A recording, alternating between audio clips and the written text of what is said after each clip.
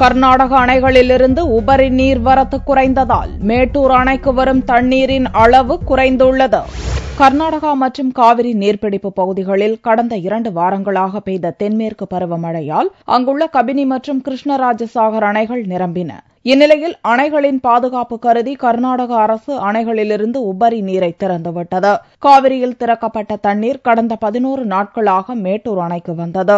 11 நாளில் மேட்டூர் அணையின் நீர்மட்டம் 31 அடியாக உயர்ந்தது. இந்நிலையில் கர்நாடக அணைகளிலிருந்து காவிரியில் திறக்கப்படும் தண்ணீரின் அளவு தற்போது குறைக்கப்பட்டுள்ளது.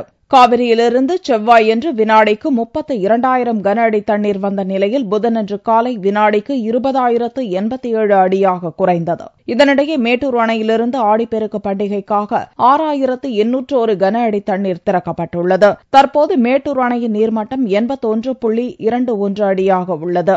விரைவில் அணையின் முழு கொள்ளளவான 120 அடியை எட்டும் என்று காவிரி டெல்டா மக்கள் நம்பியிருந்த நிலையில் அணைக்கு வரும் தண்ணீரின் அளவு குறைந்தது குறிப்பிடத்தக்கது.